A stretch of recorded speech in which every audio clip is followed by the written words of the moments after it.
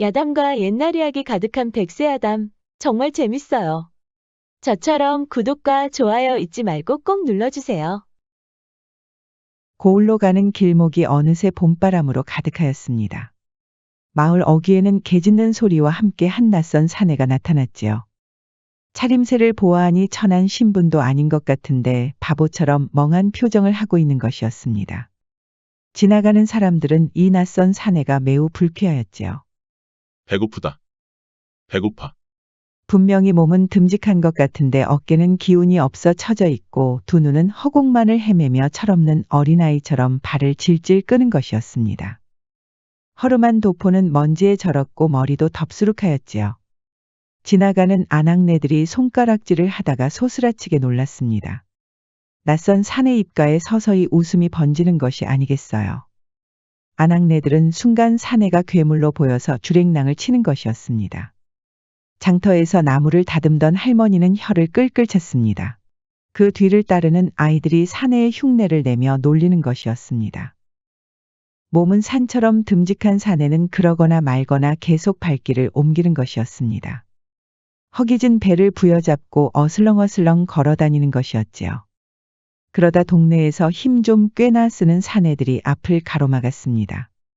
이거 뭐 하는 놈이야? 보아하니 그냥 거지는 아닌 것 같은데. 사내들은 차림새를 유심히 살펴보았습니다. 자세히 보니 찢어진 두루마기가 묶여 있었지요. 아무래도 천한 신분의 남자는 아닌 것 같았습니다. 이놈 이거 몰락한 양반댁 자식놈이 아니야? 이놈아, 뭐라고 말 좀 해봐라. 하지만 사내가 하는 말은 계속 똑같았습니다. 배고프다. 배고파. 이놈이 정신을 못 차리는구나. 아무래도 우리가 손을 좀 써야 되겠구먼. 사내들이 동그랗게 둘러싸서 남자를 두들겨 패는 것이었습니다. 엽전 하나라도 나올까 뒤져봤지만 아무것도 없었지요. 에이, 재수온 붙었구먼. 돈이 있었으면 이미 다른 놈들이 털어갔겠지. 사내들은 침을 뱉으며 사라졌습니다. 낯선 남자는 그렇게 얻어맞고도 툴툴 털고 일어서는 것이었습니다. 그리고 다시 어슬렁어슬렁 다니더니 주막 앞에 멈춰섰습니다. 진달래 나무가 있고 그늘막 하나 들이운 초라한 주막이었습니다. 하지만 낮은 처마 밑의 풍경은 묘하게 청아했지요. 그 안에서는 구수한 된장 냄새와 파전 냄새가 코를 찌르는 것이었습니다. 무심코 지나가는 사람들도 멈출 정도로 음식 냄새가 기가 막힌 것이었습니다. 주모의 이름은 옥향이. 손님이 많아 동네 사람들이 만복이라고 불러주기도 하였지요. 하지만 놀이개를 가지고 놀던 시절이 좋다고 하여 옥향이라고 불렀답니다. 눈매는 아주 선하지만 깊은 밤처럼 어딘가 슬퍼 보였습니다. 말끝은 부드러워서 온순하지만 그 안에는 긴 세월이 겹겹이 쌓인 것처럼 관록도 보였답니다. 옥향이는 이 동네에서 소문이 난 주모였습니다. 혼자서 막걸리도 잘 빚고 장을 보러 다니며 상인들과 친척처럼 지내는 장사치였지요. 옥향이가 이 주막을 지킨 지가 벌써 5년이 넘었답니다. 주모가 한참 걸레를 빨아서 남은 물을 뿌리던 중이었습니다. 배고프다. 배고파. 그러다 그만 낯선 산의 얼굴에다 뿌린 것이었지요. 에구머니나. 이거 송구해서 어째요? 하지만 낯선 산에는 걸레를 빤 물이 시원했는지 해벌레하고 웃는 것이었습니다. 주모는 놀라서 낯선 사내를 유심히 쳐다보는 것이었습니다. 이보시오. 괜찮으시오? 그러자 막걸리를 마시던 동네 사람들이 깔깔대고 웃는 것이었습니다. 이보시오, 주모. 그 바보 녀석은 신경 쓰지 마시오. 낯선 사내를 두들겨 팼던 바로 그 남자였습니다. 그게 무슨 말씀입니까? 아직 이야기를 못 들은 모양이네. 저 바보 녀석이 이 고을에 온 지 벌써 열흘이 지났소. 물어봐도 통 대답은 하지 않고 배고프다고만 하니원. 그러자 주모는 오히려 손님을 향해 화를 내는 것이었습니다. 그럼 이 불쌍한 사람을 먹여줄 생각을 해야지. 바보라고 그렇게 놀리기만 하면 어째요? 아니, 우리야. 어디서 온 녀석인지 몰랐으니까 그랬지. 그게 말이에요. 막걸리예요. 열흘이나 지났으면 얼마나 배고팠겠어요. 사람들이 어찌 저렇게 인정머리가 없을까? 그렇게 주모는 낯선 사내를 주막으로 데려왔습니다. 조금만 기다리세요. 남은 백숙이 있으니까. 주모는 바쁜 와중에도 낯선 사내 앞에 백숙과 막걸리까지 가져다 주었습니다. 사내를 두들겨 팼던 손님은 잔뜩 삐친 얼굴을 하고 있었지요. 저런 바보 녀석에게 먹일 백숙이 있으면 우리한테나 줄 것이지. 낯선 사내는 백숙을 눈 깜짝할 사이에 먹어치웠습니다. 음식을 나르던 주모는 깜짝 놀랐지요. 에구머니나 벌써 다 먹었어요? 하긴 열흘이나 굶었으니 오죽할까. 조금만 더 기다려요. 주모는 남은 밥과 나물을 가져다 주었습니다. 낯선 사내는 가져오는 즉시 다 먹어치워 버렸지요. 그리고 막걸리도 한 방울도 남김없이 마셨답니다. 그렇게 손님들이 하나둘씩 떠나고 주막이 조금 한가해졌습니다. 조금 여유가 생긴 주모는 이마에 흐르는 땀을 닦아냈지요. 고맙습니다. 고맙습니다. 드디어 낯선 사내가 고맙다는 말을 한 것이었습니다. 주모는 환하게 웃더니 바로 옆에서 지켜보던 손님을 노려보았습니다. 이것 좀 보세요. 먹을 것을 주니까 고맙다고 하잖아요. 그러자 사내를 두들겨 팬 남자들이 헛기침을 하고 떠나는 것이었습니다. 아무리 비렁뱅이라도 사람은 사람이지. 누구나 다 사연이라는 게 있단 말이에요. 주모가 큰 소리를 치자 낯선 사내가 희죽 웃는 것이었습니다. 주모도 그런 사내를 보더니 보람이 있는 듯 활짝 웃는 것이었지요. 내가 오늘 인심 쓴다. 굽고 남은 파전 있으니까 마음껏 드세요. 그러자 사내가 처음으로 눈이 초롱초롱 빛나는 것이었습니다. 주모도 괜히 누군가의 힘이 된 것 같아서 기분이 좋았지요. 무심코 던진 말이었으나 사내는 감격에 목이 맨 것처럼 말을 잇지 못하였습니다. 시간이 지나고 해가 떨어지자 주모는 서서히 걱정이 됐습니다. 어디 갈 데는 있어요? 사내는 갑자기 침울한 표정이 되었습니다. 입도 다물고 아무 말도 하지 않았지요. 주모는 마음 같아서는 사내를 드리고 싶었지만 내키지 않았습니다. 안 그래도 동네 남자들이 치근덕거리고 있었는데 이 사내를 드리면 이상한 소문이 날 것이 뻔하였지요. 미안한데 우리 주막에서는 잘 수가 없어요. 그러자 사내의 얼굴이 허망하게 보이는 것이었습니다. 주모는 그런 사내가 너무 가여운 것이었지요. 하지만 어쩔 수 없는 노릇이었습니다. 주모는 그렇게 주막으로 돌아가려고 했지만 발이 떨어지지 않았답니다. 우리 주막에서 지낼 수는 없지만 먹을 것은 줄 수 있으니까 밥 때 되면 오세요. 주모는 그렇게 말하고 주막으로 들어가 버렸습니다. 사내는 그런 주모가 고마운 듯 다시 웃음기를 찾는 것이었습니다. 그리하여 남자는 밥때만 되면 주막을 찾았습니다. 잠은 어디서 자는지 알 수가 없었지요. 주모는 그런 남자가 안 됐으면서도 끼니는 해결할 수 있어 다행으로 여겼습니다. 그러던 어느 날이었습니다. 주모가 한참 음식을 나르는데 이상한 소리가 들리는 것이었습니다. 여기 오는데 난리도 아니야. 사내들이 모여서 어찌 그리 사람을 패고 있는지. 주모는 대수롭지 않게 여기다가 깜짝 놀랐습니다. 나르던 음식을 부엌에 놓고 잽싸게 밖으로 뛰어나갔지요. 손님들은 주모가 일하던 중에 저렇게 급하게 나가는 모습을 본 적이 없었답니다. 역시 예상대로 그 낯선 사내가 두들겨 맞고 있었습니다. 때리고 있는 사람들은 그때 그 손님이었지요. 이게 무슨 짓이에요? 아니, 주모가 여기 무슨 일로 온 것이오? 장사 중에 여기까지 왔단 말이오. 지금 그게 무슨 상관이에요?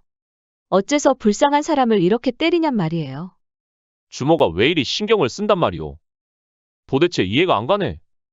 자꾸 이러면 관가에 고발할 거예요. 나라에서 이런 바보 녀석을 신경이나 쓰겠소. 그때였습니다. 옆에 있던 사내가 돌멩이를 주워서 주모에게 던지려는 것이었습니다. 두들겨 맞던 남자가 그 순간을 놓치지 않고 몸으로 막은 것이었지요. 너무나 순식간에 벌어진 일이라서 한동안 정적이 찾아온 것이었습니다. 주모도 놀라서 고개를 돌리고 말았지요. 사내들은 잠시 아무 말도 못하다가 헛기침을 하고 사라졌습니다. 그 중에 한 사람은 오줌이라도 지린 것처럼 총총 도망치는 것이었습니다. 그도 그럴 것이 두들겨 맞던 남자의 얼굴이 워낙 무섭게 보였으니까요. 겨우 상황을 알아챈 주모는 남자의 얼굴을 매만졌습니다. 얼굴에 돌멩이가 맞아서 피가 흐르는 것이었습니다. 아이고, 이렇게 미련해서 어째요? 주모는 당장 남자를 데리고 주막으로 왔습니다. 바보로 알려진 남자를 데리고 오니 손님들은 의아했지요. 주모는 상처를 닦아주고 삼배 조각으로 감쌌습니다. 그렇게 몸을 함부로 쓰면 되겠어요?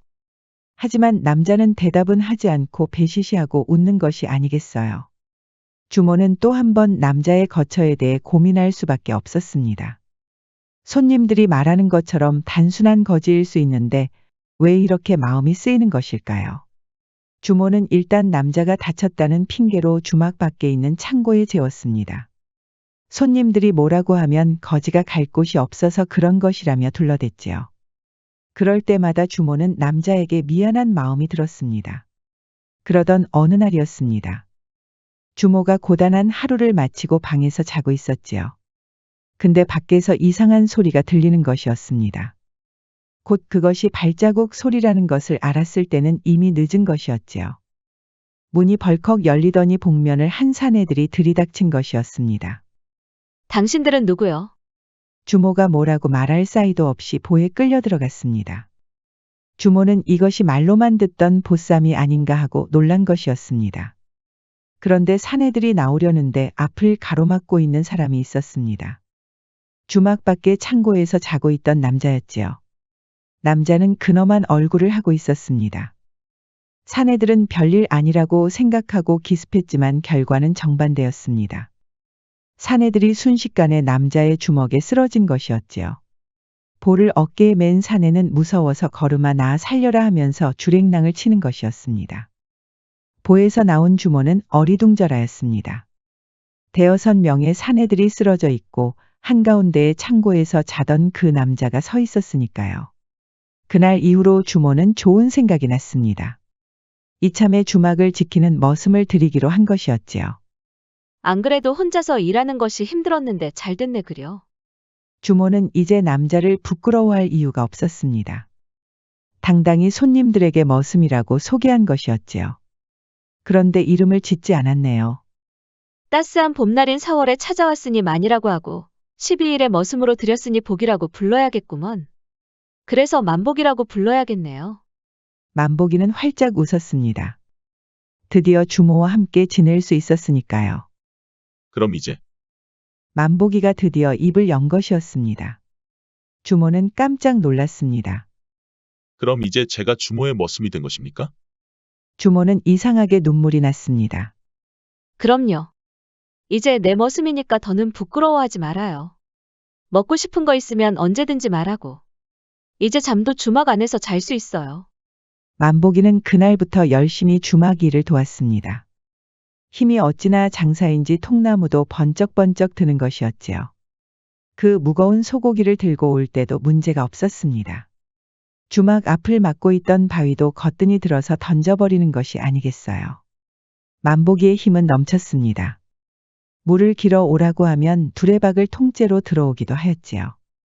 주모는 그런 만복이를 못 말리겠다고 한숨을 쉬면서도 웃음이 나오는 것이었습니다. 그리고 이상한 일이 또 하나 벌어졌답니다. 주막에 손님이 더 늘어나는 것이 아니겠어요. 그 중에는 만복이를 구경하러 온 사람들도 있었습니다. 만복이가 어설프게 장작을 팰 때마다 웃음이 떠나지 않았습니다. 어떤 사내들은 바보처럼 다니던 만복이를 보면서 지난 일을 반성하기도 했답니다. 그렇게 어정쩡한 남자가 주막에서 열심히 일을 하고 있으니 자신들도 더 열심히 살아야겠다고 다짐을 하는 것이었지요. 만복이는 바보처럼 보였지만 그 눈빛만은 거짓말을 하지 않았습니다. 덕분에 주모는 밤마다 장부 정리하는 일이 많아졌습니다. 만복이는 그 와중에도 열심히 장작을 미리 패는 것이었지요. 주모는 이제 만복이를 동업자로 여길 이유가 있었습니다. 오늘부터는 주막 안에서 자도록 해요. 만복이는 그동안 창고 안에서 잤지요. 아무래도 주막 안에서 자면 이상한 소문이 날 게 뻔했으니까요. 주모도 충분히 이해하고 있었지만 이제 만복이 덕분에 장사도 잘 되니 더는 창고에서 재울 수는 없었습니다. 제가 어찌 주막에서 잘 수 있겠습니까? 이제 괜찮아요. 손님들도 모두 만복이를 여기 주막 사람으로 인정한다니까요. 정말 손님들도 저를 인정해주고 있습니까? 주모는 활짝 웃었습니다. 그럼요. 제가 자는 방 옆에 작은 방이 있어요. 별채라고 하기에는 너무 초라하지만 창고보다는 훨씬 나을 거예요.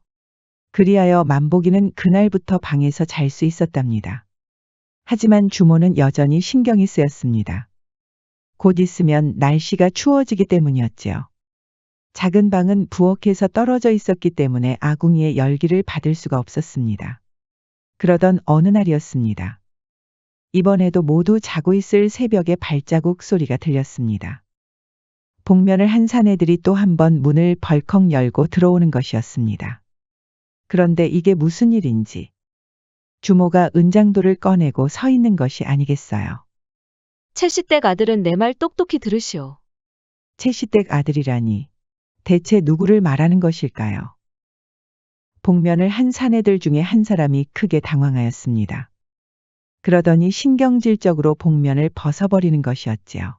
알고 보니 만보기를 두들겨 팼던 바로 그 사내였습니다. 내가 누군지 이미 알고 있었구먼. 그런데 어찌 모른 척하고 지나갔단 말인가? 그야 채씨 어르신과의 인연 때문이 아니겠어요. 그게 무슨 말인가? 세상을 이미 떠나신 우리 아버지와 채씨 어르신은 막역한 친구 사이라고 들었소. 그래서 지금까지 그대가 마음에 들지 않아도 참았단 말이오. 이거 아주 독한 년이구먼. 그럼 내가 또 올 줄 알고 이렇게 기다리고 있었단 말이야. 어차피 부딪힐 일인데 겁날 게 있겠소. 이 주막을 내가 어떻게 읽었는데. 그대로 돌아가서 다시는 이 고을에 발도 붙이지 마시오. 안 그럼 황가 할아버지하고 윤가 어르신이 다 관가에 일러 바칠 테니. 주모는 이미 보쌈을 당할 것을 대비한 것이었습니다. 만약에 내일 아침에 주막이 열리지 않으면 주모와 가까운 이웃들이 모두 관가에 고발할 예정이었습니다. 그리고 그 범인은 바로 채시댁 아들이었지요. 어쩔 것이오? 이래도 날 보쌈할 것이오. 그러자 복면을 한 사내들은 투덜대며 하나둘씩 밖으로 나갔습니다. 밖에는 뒤늦게 눈치채고 나온 만보기가 서 있었습니다. 만보기는 또 한 번 크게 싸움이 일어날 줄 알았지만 사내들은 조용히 떠난 것이었지요. 주모는 그제야 은장도를 떨구고 벌벌 떠는 것이었습니다. 만보기는 달려가 주모를 끌어안았지요. 주모는 펑펑 울었답니다. 그날 밤에 만보기는 주모 옆에 누웠습니다. 머스민 제가 이렇게 주모 옆에 누워도 되는 것입니까? 또 그 사내들이 쳐들어오면 어째요? 그럼 우리 만보기가 막아줘야지. 머슴은 배시시하고 웃었습니다. 주모도 덩달아 웃음이 나왔지요. 아직도 만보기는 자기가 누군지 모르는 거예요? 만보기는 고개를 끄덕였습니다. 그러자 주모는 만보기를 지그시 바라보며 웃었습니다. 너무 심려치 말아요. 만보기가 어떤 남자였는지 모르겠지만 어쩌면 기억이 안 돌아오는 게 좋을 수도 있어요. 만보기는 의아하여 고개를 돌려 주모를 쳐다보았습니다. 사실 나는 우리 만보기가 부러워요. 저도 기억을 잃었으면 좋겠어요. 제가 얘기 안 했죠. 저는 20살도 안 돼서 시집을 갔어요. 부모님은 이름 있는 양반 집안이었지만 몹시 가난했지요. 그러다 예조판서 출신의 고대감께서 혼담을 넣으셨답니다. 저는 나이 차이가 너무 많이 나서 부담스러웠는데 아버지와 어머니는 굉장히 좋아하셨어요. 그래서 어린 나이에 잘하는 일인가 보다 하고 시집을 갔지요. 그런데 시집을 가서 얼마 되지 않아서 고대감께서 시름시름 앓으시는 거예요. 그때는 몰랐는데 제가 너무 어린 나이라서 다들 제 책임으로 돌렸던 것 같아요. 시부모도 그렇고 집안 식솔들이 모두 제가 신랑 죽인 원흉이라고 하였지요. 그때는 정말 이해가 안 가서 매일 밤에 펑펑 울었는데 양반놈들은 역시 남의 탓으로 돌리는 족속들인가 봐요. 주모의 눈가가 촉촉해졌습니다. 하지만 입가에는 알 수 없는 미소가 번지고 있었지요. 처음으로 마음속에 있는 말을 꺼냈기 때문일까요? 저는 그렇게 고대감 집에서 쫓겨났어요. 부모님은 땅을 하나 받았는데 재산까지 다 몰수당했지요. 그래도 그렇지. 쫓겨난 저를 받아주시기는커녕 원망하고 외면했답니다. 그러다 부모님은 돌아가셨고 먼 지방에서 계셨던 할머니가 주막을 하나 물려주셨어요. 그 주막이 바로 여기예요. 근데 그거 알아요? 그때는 고대감과 부모님 때문에 제가 불행했다고 믿었는데 돌이켜보면 다 아무것도 하지 않은 저희 탓이에요. 제가 열심히 살지 않았으니까. 그래서 정말 이 주막을 일궈내려고 열심히 했어요. 결국 주모는 펑펑 눈물을 흘렸습니다. 옆에서 조용히 듣고 있던 만복이는 주모의 눈물을 닦아주었지요. 고마워요. 이런 이야기 누구한테 꼭 하고 싶었는데 우리 만복이한테 할 줄 몰랐네. 그날 이후로 주모와 만복이는 더욱더 친해졌습니다. 이제 허물없이 지낸 것이었지요. 만복아, 오늘은 나무 좀 많이 해야 돼. 오늘 일이 더 많을 거야. 알겠습니다, 주모. 만복이는 즐거운 마음으로 숲으로 갔습니다. 늘 하던 것처럼 지게에 나무를 지고 돌아오고 있었지요. 그런데 오는 길에 발을 헛디뎌서 굴러버린 것이었습니다. 그러다 큰 바위가 만복이 가슴을 세게 치고 말았습니다. 그러자 만복이는 큰 충격을 받았는지 머리를 잡고 괴로워하는 것이었습니다. 그렇게 주막에 겨우 들어온 것이었지요. 깜짝 놀란 주모는 얼른 만복이를 방으로 들였습니다. 만복아, 왜 그래? 만복이가 기억이 돌아오는 것일까요? 주모는 부엌으로 뛰어가더니 시오라는 여러 의 살리풀을 찾았습니다. 한 줌을 탕약에 넣어 끓이는 것이었지요. 손님들도 만복이가 걱정이 돼서 방을 들여다보는 것이었습니다. 만복아, 이거 어서 마셔. 시오는 감기울결을 해소하고 해열 효과도 있었습니다. 주모가 5년 동안 주막을 지킬 때 가끔 쓰던 민간 요법이었지요. 만복이는 시오의 탕약을 마시더니 점점 정신을 되찾았습니다. 그날 밤에 만복이는 겨우 정신을 차리고 밖으로 나왔습니다. 그 많던 손님들은 다 빠져나가고 주막은 한산해졌지요. 만복아, 이제 괜찮아? 주모 덕분에 정말 괜찮아졌습니다. 그런데 저에게 먹인 것은 무엇입니까? 내가 이 주막을 일구면서 가끔 먹던 거야. 감정이 억눌리고 우라가 치밀었을 때 마시면 괜찮아. 정신이 허하고 가슴이 답답할 때가 있는데 그럴 때 마시면 아주 좋아지거든. 그것을 만복이한테 쓸 줄 몰랐네. 주모 덕분에 살았습니다. 고맙습니다. 만복이도 나한테 말을 놔도 되는데 그게 그렇게 어려워. 그래도 내가 머슴인데 어찌 말을 놓을 수가 있겠습니까? 게다가 저를 이렇게 먹여주고 재워주시는데. 그러자 주모가 활짝 웃으며 이렇게 말하는 것이었습니다. 우리 만복이는 내 머슴이 아니야. 나와 같이 일하는 동업자이자 벗이야. 아직도 몰랐어? 한솥밥 먹는 사이라는 말씀입니까? 그렇지. 한솥밥 먹는 사이야. 그렇게 만복이는 조금씩 주모에게 말을 놓았답니다. 주모는 그럴 때마다 진짜 벗이 생긴 것 같아 기분이 좋았지요. 만복아, 시장에 가서 소고기 좀 들여와. 상인 할아버지가 특별히 더 얹어주신다고 했으니까. 소고기를 갑자기 왜? 바쁘니까 빨리 갔다 와. 만복이는 의아했지요. 상인 할아버지가 소고기를 더 얹어주는 일은 지금까지 한 번도 없었으니까요.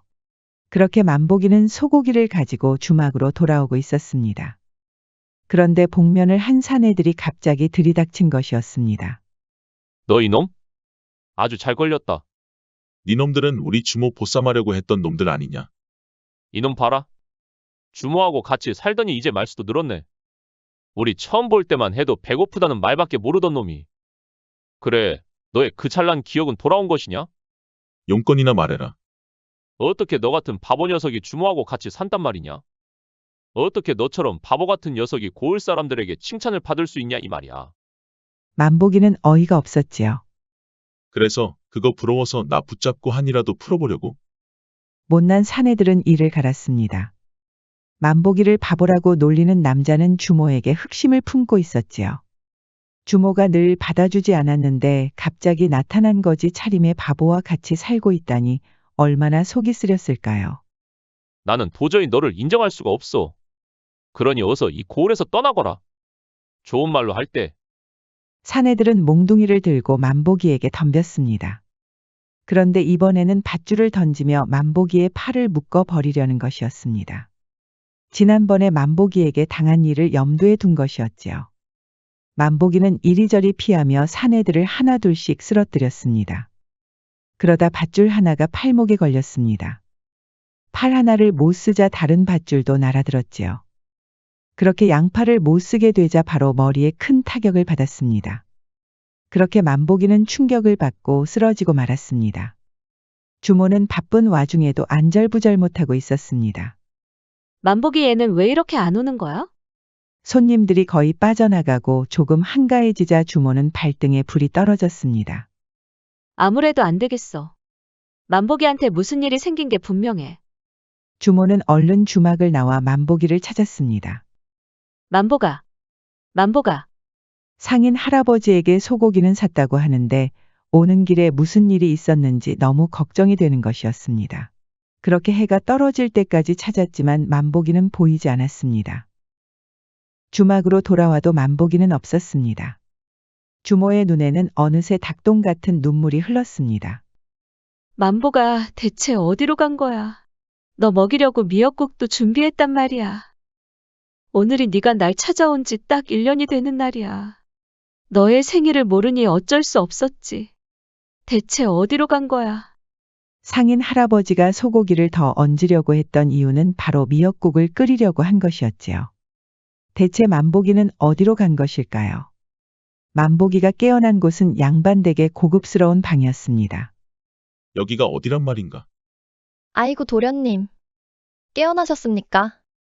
만복이의 인기척을 느끼고 들어온 사람은 여종이었습니다. 여기가 어디요? 당신은 누구시오? 도련님.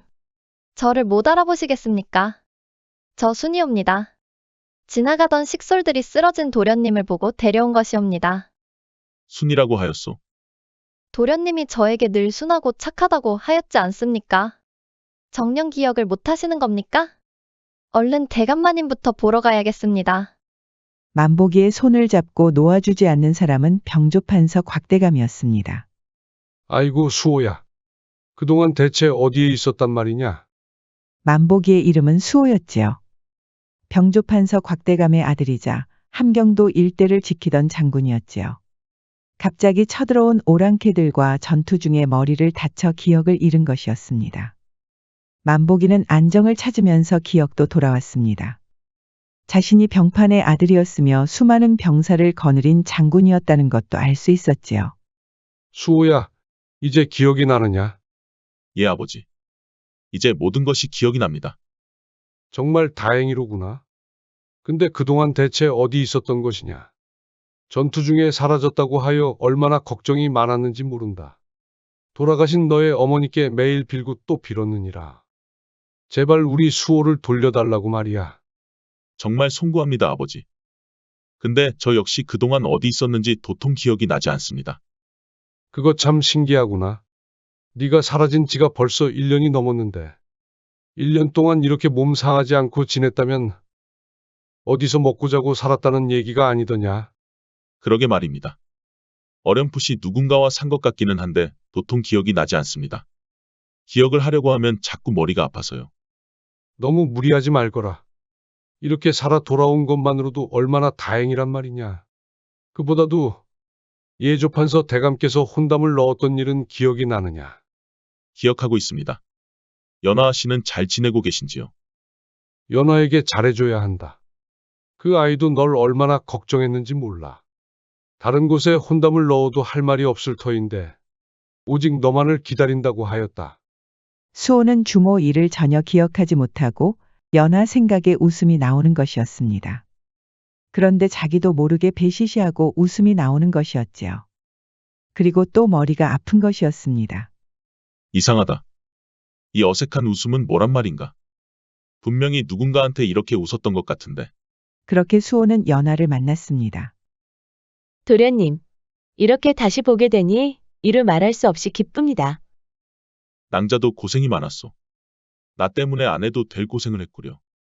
그런 말씀 마십시오. 저는 오로지 도련님만 건강히 돌아오면 아무 상관이 없습니다. 그런데 도련님, 그동안 어디 머물렀는지 기억이 안 나십니까? 저 역시 그것이 이상합니다.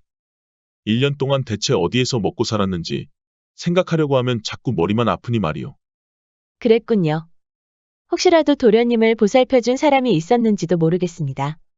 만약에 그런 사람이 있었다면 꼭 은혜를 갚아야 하지 않겠습니까? 그러게 말입니다. 진짜 그런 사람이 있었다면 말입니다. 그렇게 한 달이 지났습니다. 수호는 이제 어엿한 양반집 아들처럼 보였지요. 연하와 함께 모처럼 냇가 근처를 거닐고 있었습니다. 그 뒤로는 식솔들이 따라오고 있었지요. 그런데 그 앞에서 왈패와 상인이 싸움이 붙었습니다. 자리세를 가지고 몸싸움을 하고 있었지요. 연하는 놀라서 뒤로 물러났고 수호가 그 앞을 가로막았습니다. 그때 왈패 손에 있던 단검이 날아들었습니다. 수호가 잽싸게 막아서면서 어깨를 스친 것이었습니다. 그런데 이게 무슨 일인지 수호가 갑자기 머리를 잡고 괴로워하는 것이었습니다. 가슴이 답답하고 숨 쉬는 것도 힘들어 보였지요. 연하도 너무 놀라서 어쩔 줄 모르는 것이었습니다. 할 수 있는 것이라고는 의원을 부르는 것밖에 없었지요. 그때였습니다. 따라오던 여종 순이가 다급하게 탕약을 먹이는 것이었습니다. 탕약을 먹은 수호는 서서히 안정을 되찾았지요. 세상에. 어째 이런 일이. 순이야, 그 탕약은 무엇이더냐? 제가 가끔 가슴이 답답하고 우라통이 치밀 때 마시는 시오를 넣은 탕약입니다. 아시처럼 한 달에 한 번 아플 때 먹으면 마음이 안정이 됩니다. 그때 수호의 눈가가 촉촉해지는 것이었습니다. 어느새 흐르는 눈물이 땅바닥을 적시는 것이었지요. 도련님, 왜 그러십니까? 이제야 기억이 나는구려. 나를 돌봐준 사람이 누구였는지. 곽대감은 여종 순이 앞에서 눈물을 흘렸습니다. 그동안 여종이라고 무시한 일에 대해 사과를 하는 것이었지요. 순이야, 정말 고맙구나. 네가 내 아들을 살렸구나. 그런데 여기에서 일하면서 그렇게 힘들었느냐?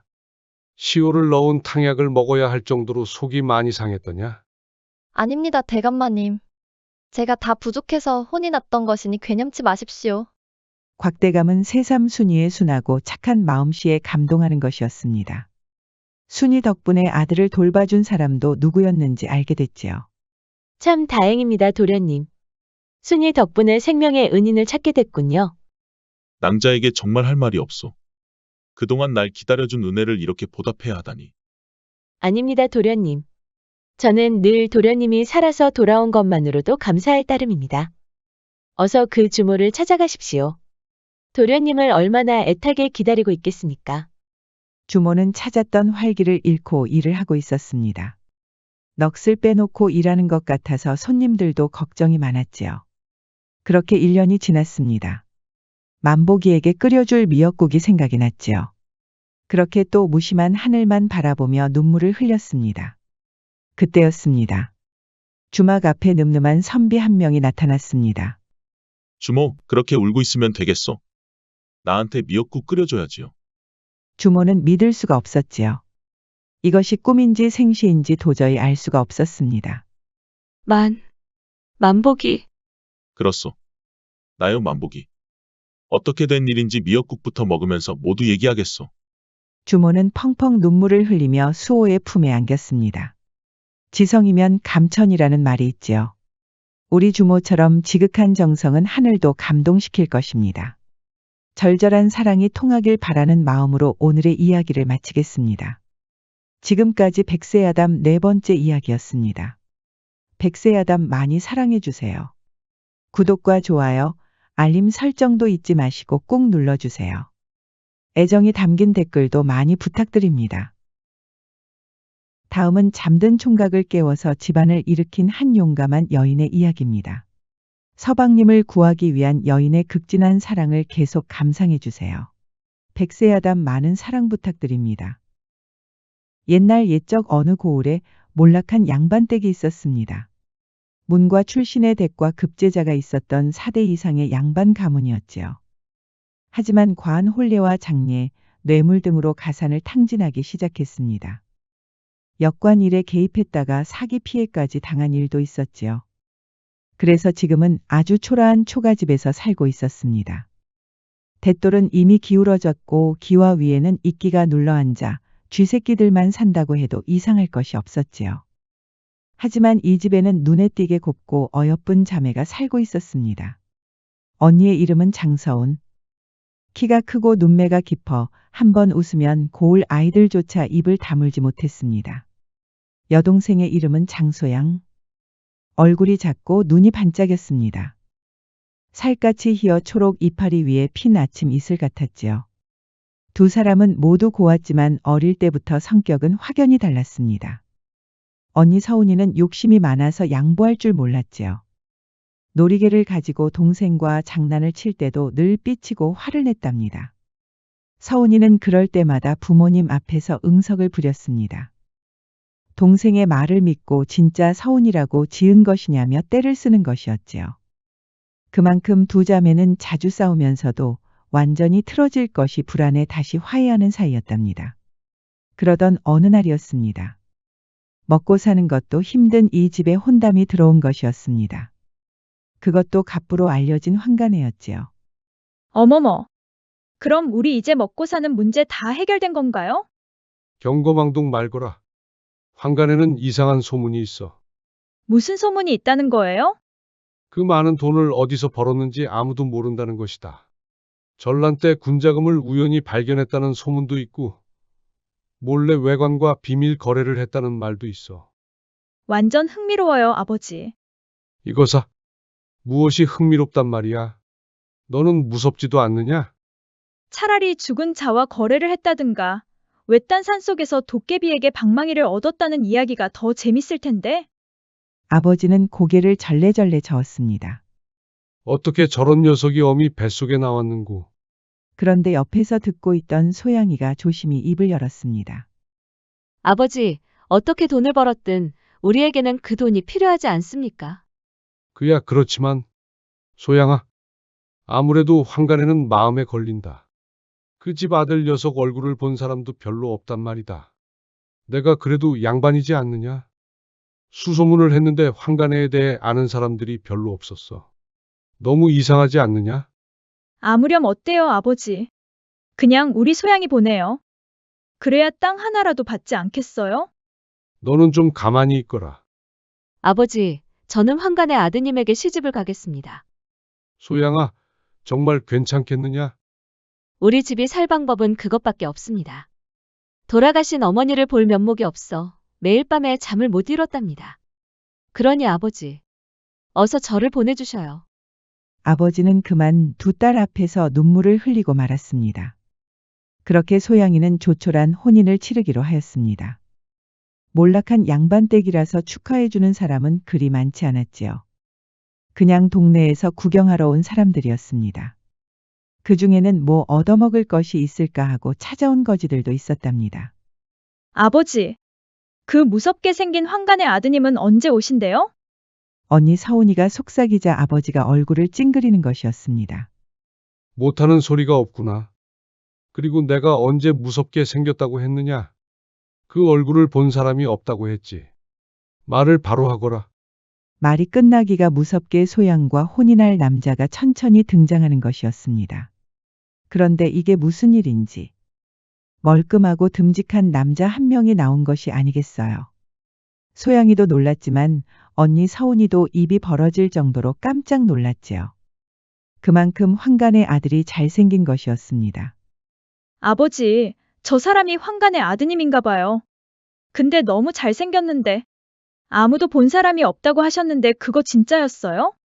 아버지는 대답은 하지 않고 눈물을 흘렸습니다. 크게 걱정했는데 생각보다 훤칠한 남자가 나왔으니 말이에요.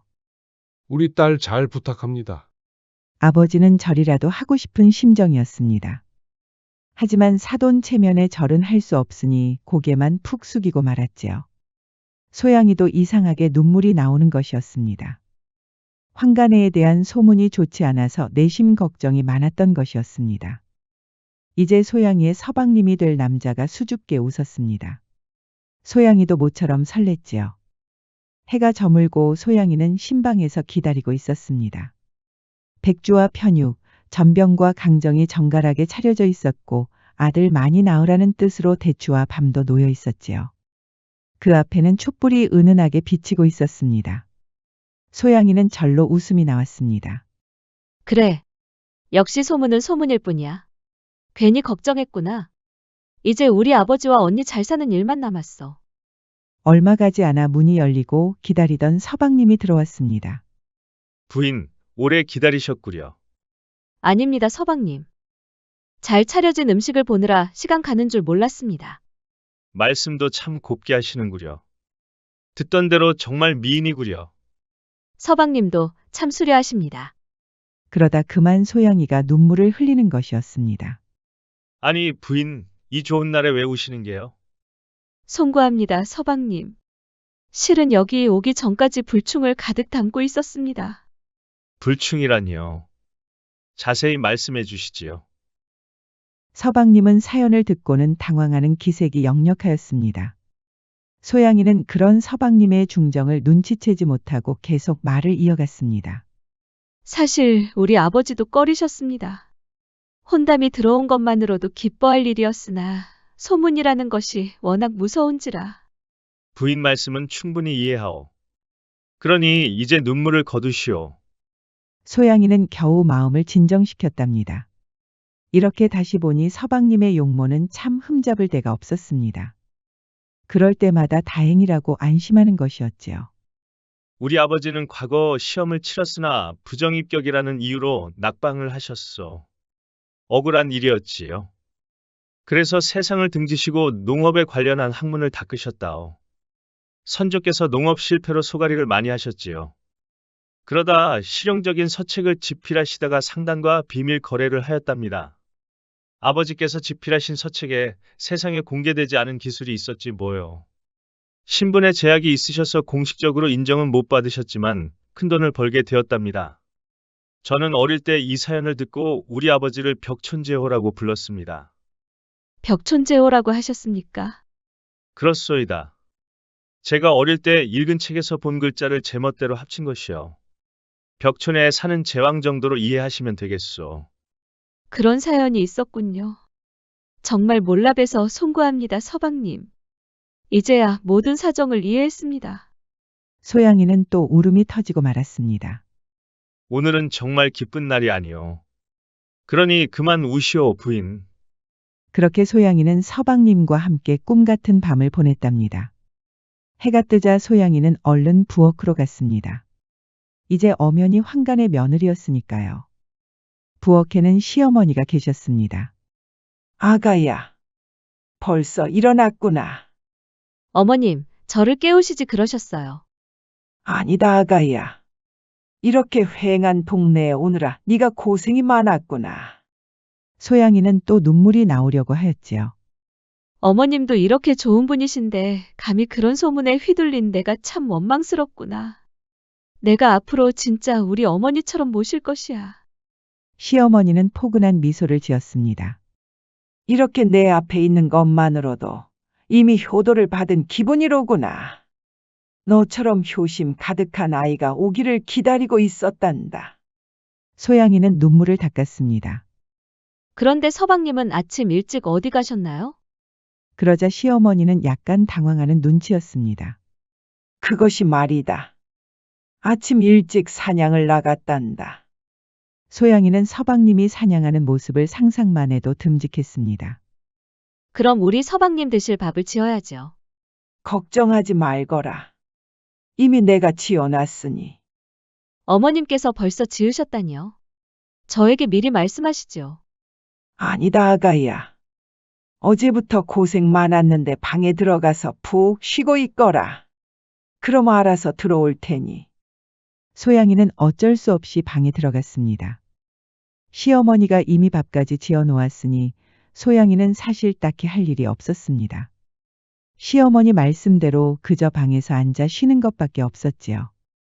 그렇게 해가 저물고 서방님이 돌아왔습니다. 서방님, 사냥은 잘 끝내고 오셨는지요? 부인, 미안하오. 오래 기다리게 했구려. 아닙니다. 그런데 무엇을 사냥하고 오셨습니까? 그런데 서방님 이마에 땀이 보이는 것이었습니다.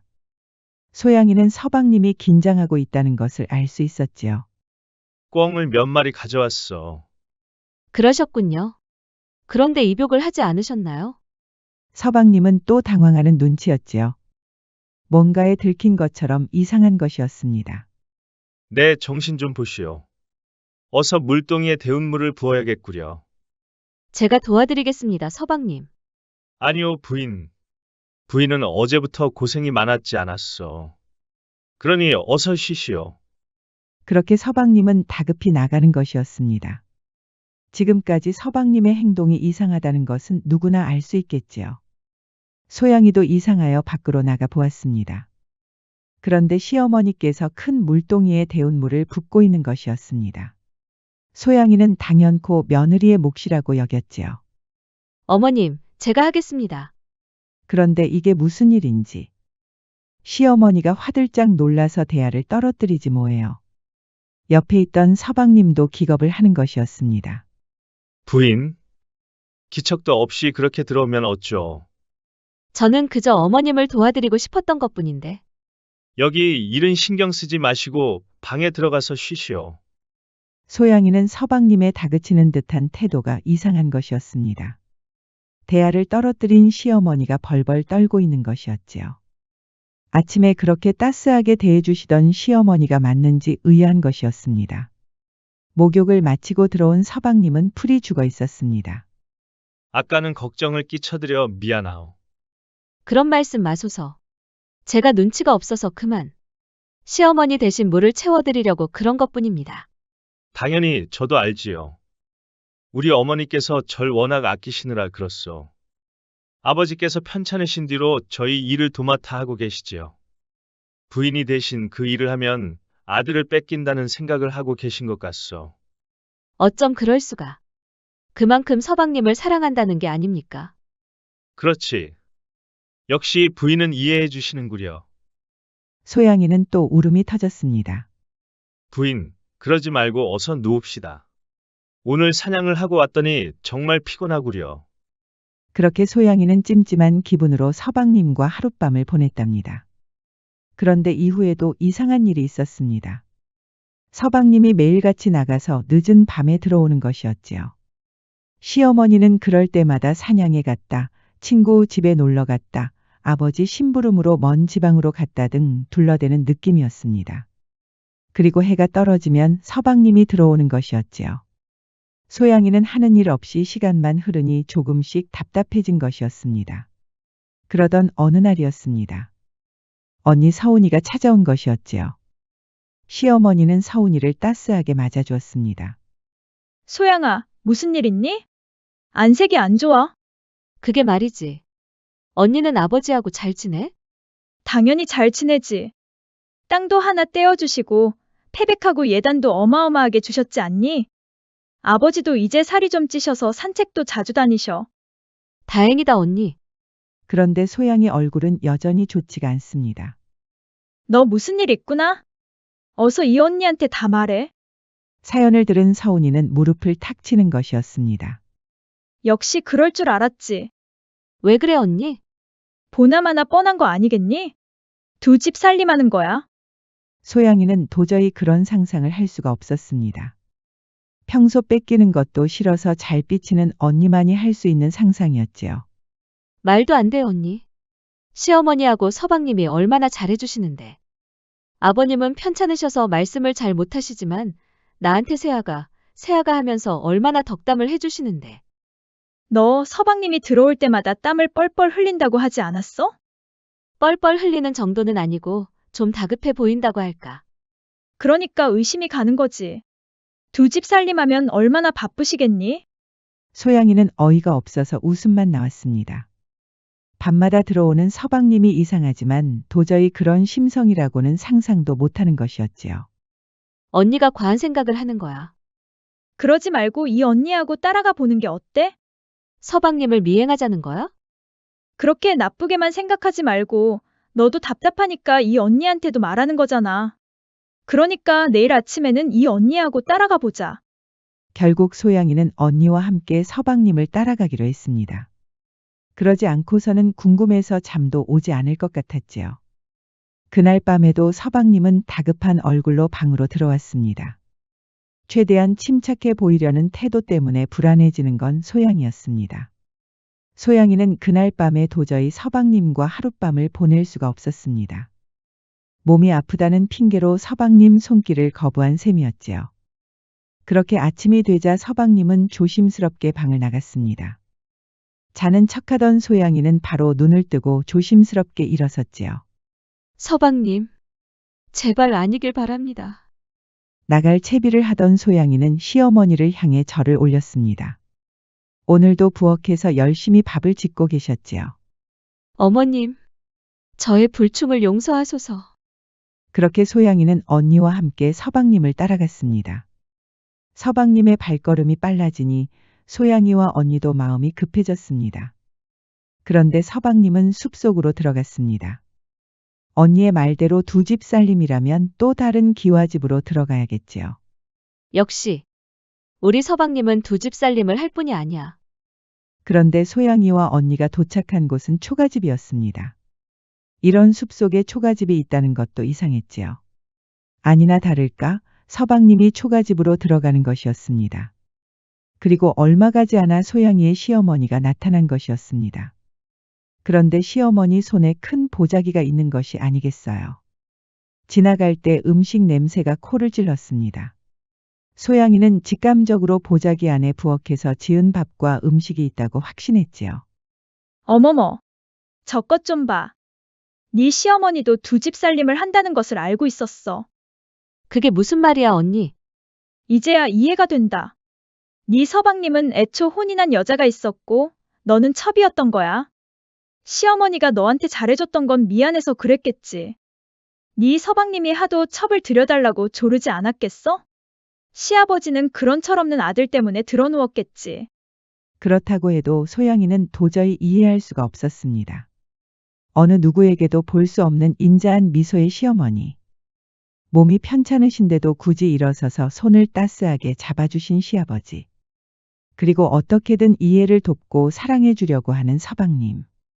언니 서운이의 말을 완전히 믿을 수가 없는 이유였지요. 믿지 못하는 눈치구나? 그럼 뭐 어쩔 수 없지. 언니, 뭐 하는 거야? 뭐 하긴, 저 초가집에 들어가서 본처의 면상을 좀 봐야겠다. 감히 내 동생 가슴에 못을 박다니 말이야. 그러지 마, 언니. 그러던 중에 시어머니가 초가집에서 나왔습니다. 얼굴은 너무나 슬퍼 보였지요. 지켜보던 소양이도 눈물이 앞을 가리는 것이었습니다. 어떻게 할 거야? 정말 두 집 살림인지 너도 궁금하잖아. 이렇게 또 집으로 돌아가서 소갈이 할 거야? 나 같으면 벌써 들어갔어. 소양이는 주먹을 꽉 쥐고 언니의 뜻을 따르기로 했습니다. 언니 말대로 이대로 집에 돌아가면 또 잠이 안 올 것은 뻔하니까요. 그렇게 소양이와 언니는 서로 손을 꽉 잡고 초가집으로 들어갔습니다. 시어머니는 이미 보이지 않을 정도로 멀리 떨어져 있었지요. 소양이가 먼저 초가집에 들어가면서 서방님을 불렀습니다. 서방님? 서방님. 근데 이게 무슨 냄새인지. 소양이는 이상한 냄새 때문에 절로 얼굴을 찡그렸습니다. 언니 서운이는 이미 손으로 코를 막고 있었지요. 이거 짐승 냄새 아니야? 그때였습니다. 초가집의 방에는 사람이 잘 때 쓰는 침구가 보이지 않았습니다. 소양이와 언니 서운이의 눈에 가장 먼저 들어온 것은 다름 아닌 돌탑이었습니다. 초가집 방에 돌탑이라니. 이게 대체 무슨 일일까요? 그리고 언니 서운이가 말한 것처럼 야생 짐승에게서 나는 냄새. 그리고 돌탑 앞을 지키던 뭔가의 소양이와 언니가 기겁을 한 것이었습니다. 바로 늑대였지요. 시커먼 늑대가 초가집의 방에 있다니. 그것도 돌탑 앞에 앉아있는 늑대는 대체 무슨 광경일까요?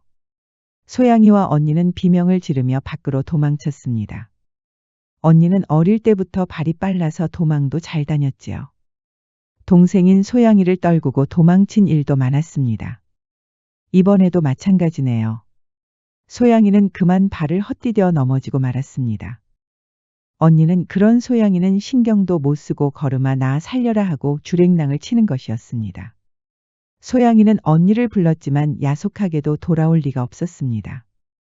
뒤를 돌아보니 그 무서운 늑대가 소양이 앞에 와 있었습니다. 소양이는 너무 무서워서 소리도 지르지 못하였지요. 발은 돌처럼 굳어서 일어서지도 못하는 것이었습니다. 이대로 나는 죽나 보다. 아버지, 어머니.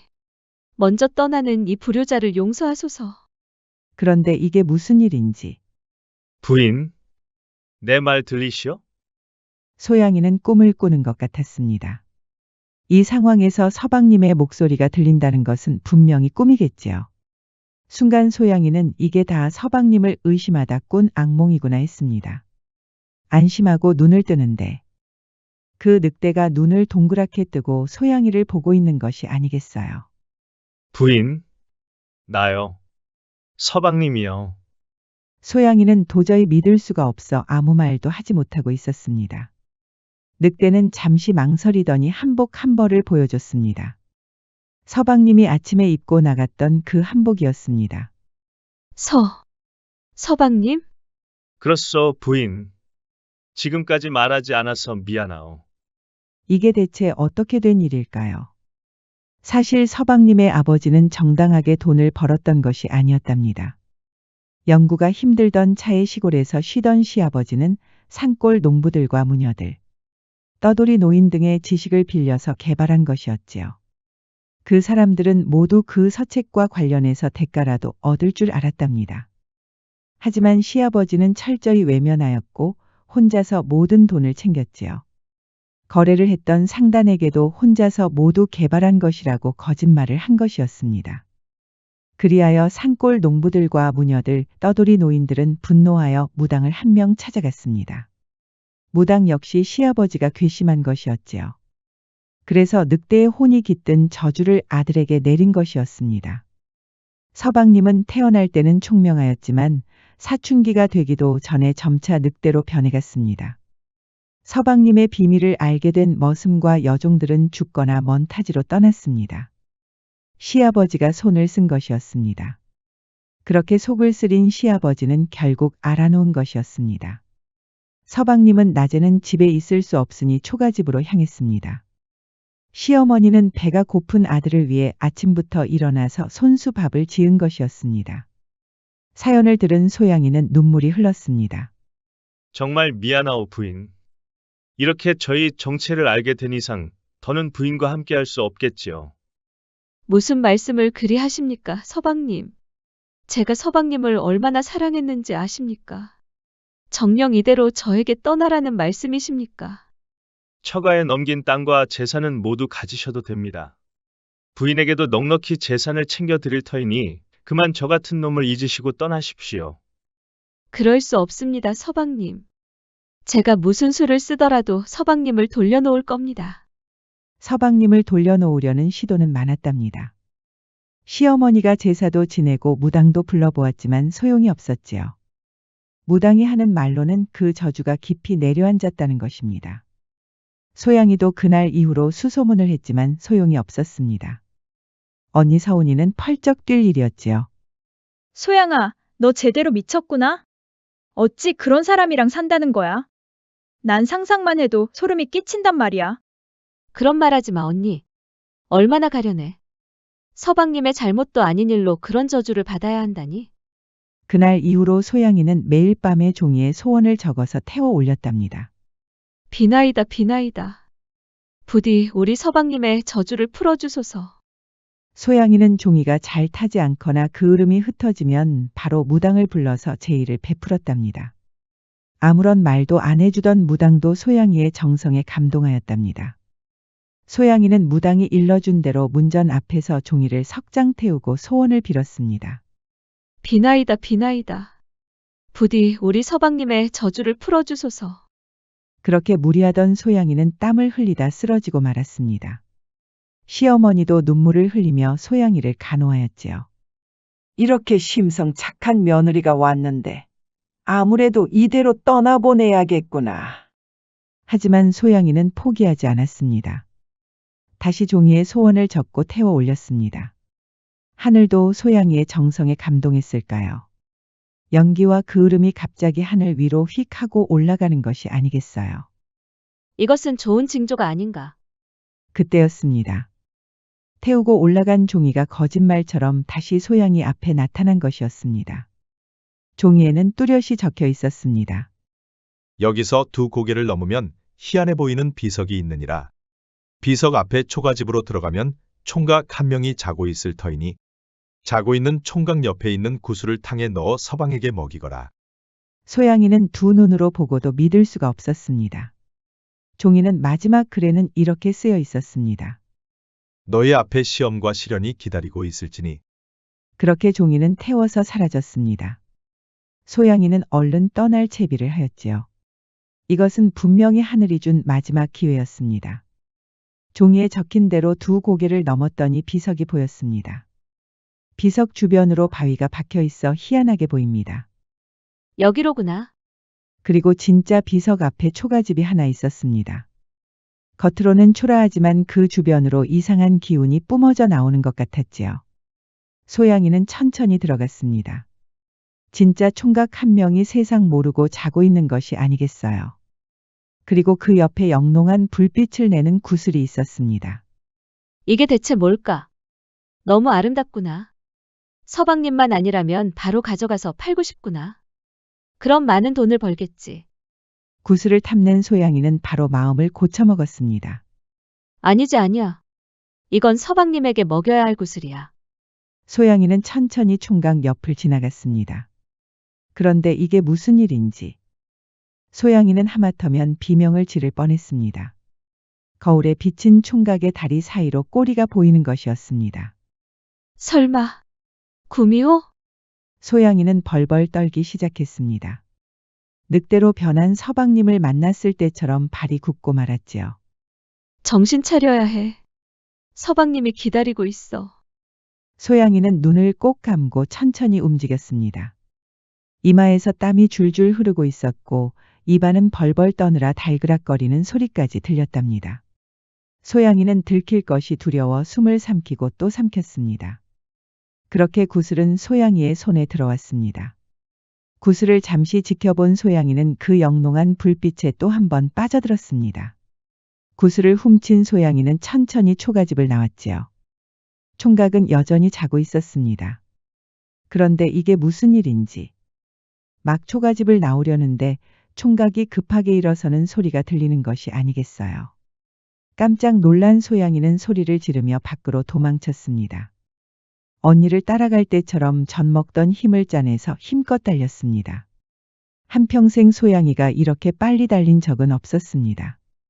그런데 그 총각은 초가집에서 나오지 않았답니다. 대체 그 구미호는 무슨 생각일까요? 왜 따라오지 않는 걸까? 소양이는 얼른 서방님이 있는 초가집으로 향했습니다. 그런데 갑자기 소양이의 발이 뭔가에 걸린 것이었습니다. 이게 뭐야? 설마 늪이란 말인가? 분명히 오는 길에는 늪이 없었는데 이게 무슨 일일까요? 그리고 그 앞에 말로만 듣던 구미호가 나타났습니다. 감히 내 구슬을 훔쳐가다니. 소양이는 너무 놀라서 일단 용서부터 빌었지요. 이대로 죽을 수는 없으니까요. 부디 저를 용서하소서. 저주에 걸린 서방님을 위한 것이었습니다. 사연을 들은 구미호는 피식하고 웃는 것이었습니다. 살고 싶으냐? 예. 부디 절 용서하소서. 거기는 진실을 말하면 죽는 늪이니라. 거기서 살아서 나오고 싶으면 서방님을 사랑하지 않는다고 말해야 한다. 그것이 무슨 말씀입니까? 방금 말한 대로야. 서방님을 사랑하지 않는다고 해라. 그럼 그 늪에서 빠져나올 수 있을 것이다. 하지만 소양이는 서방님을 너무나 사랑하고 있었지요. 서방님에게 구슬을 가져다 주려면 거짓말을 해야 할까요? 그때 타오른 종이에 적힌 말이 떠올랐습니다. 너희 앞에 시험과 시련이 기다리고 있을지니. 설마 이게 다 시험일까? 소양이는 구미호를 똑바로 노려보았습니다. 저는 서방님을 사랑합니다. 그것도 무지하게 사랑합니다. 그러니 여기까지 온 것이지요. 그러자 구미호는 잔뜩 삐친 얼굴을 하는 것이 아니겠어요. 결국 소양이는 늪으로 완전히 빠져들었습니다. 그런데 이게 무슨 일인지. 늪으로 분명히 빠진 소양이가 멀쩡히 숲속을 걷고 있는 것이 아니겠어요.